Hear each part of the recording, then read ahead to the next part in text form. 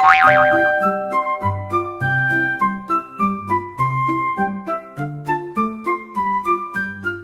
young man was walking. He walked and he walked. He walked all night and he walked all day.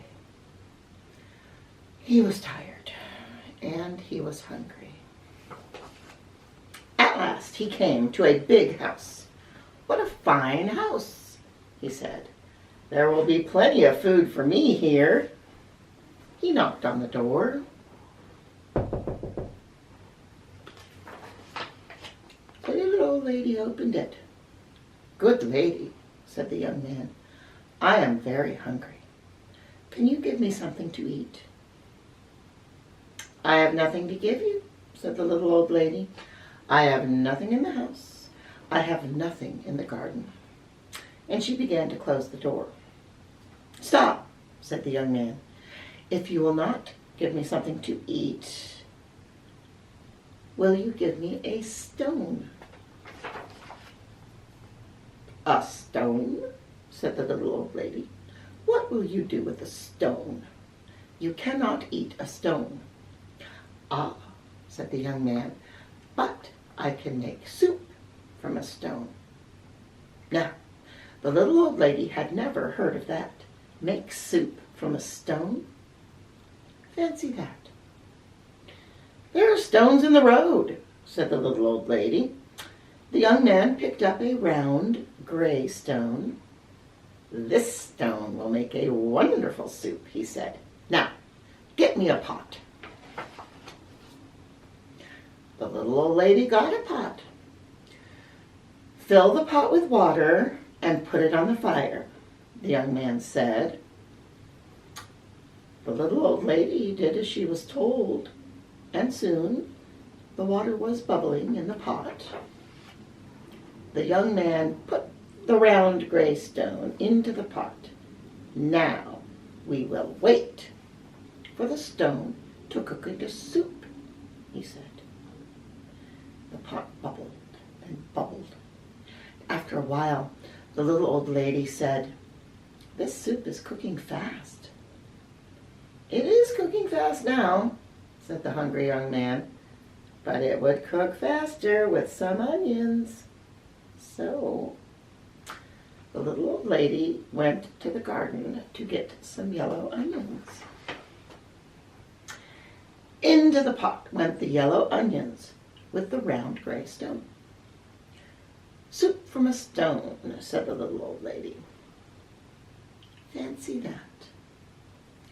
The pot bubbled and bubbled, and after a while the little old lady said, "This soup smells good."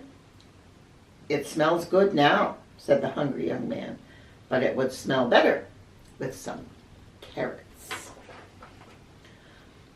So the little old lady went out to the garden and pulled up all the carrots she could carry, and into the pot went the long, thin carrots with the yellow onions and the round gray stone. "Soup from a stone," said the little old lady. Fancy that. The pot bubbled and bubbled, and after a while the little old lady said, "This soup tastes good." "It tastes good now," said the hungry young man, "but it would taste better with beef bones." So the little old lady went to get some juicy beef bones. I am alarmed to see she seems to be getting them out of the doghouse. Into the pot went the juicy beef bones, and the long thin carrots, and the yellow onions, and the round gray stone. "Soup from a stone," said the little old lady. Fancy that. The pot bubbled, bubbled. After a while, the little old lady said, "This soup is fit for a prince." "It is fit for a prince now," said the hungry young man, "but it would be fit for a king, with a bit of pepper and a handful of salt." So the little old lady got the pepper and the salt. Into the pot went the bit of pepper and the handful of salt and the juicy beef bones and the long thin carrots and the yellow onions and the round gray stone. Soup from a stone, said the little old lady. Fancy that. The pot bubbled, and after a while the little old lady said, "This soup is too thin."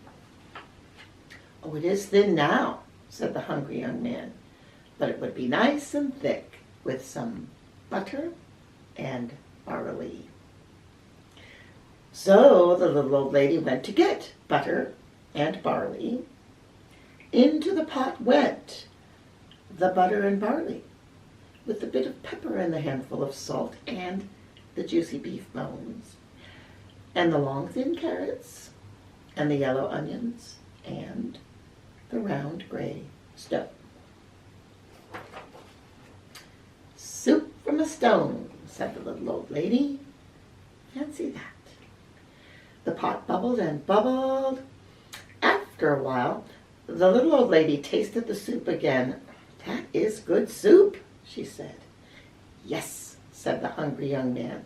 "This soup is fit for a king. Now we will eat it." "Stop," said the little old lady. "This soup is indeed fit for a king. Now I will set a table fit for a king." So she took out her best tablecloth and her best dishes. "Soup from a stone," said the little old lady. Fancy that. "Now I must be on my way," said the young man. He took the stone out of the pot and put it into his pocket. "Why are you taking the stone?" said the little old lady. "Well," said the young man, "the stone is not cooked enough. I will have to cook it some more tomorrow." And the young man said, "Goodbye." He walked on down the road. He walked and he walked. "What a fine supper I will have tomorrow," he said to himself. "Soup from a stone. Fancy that."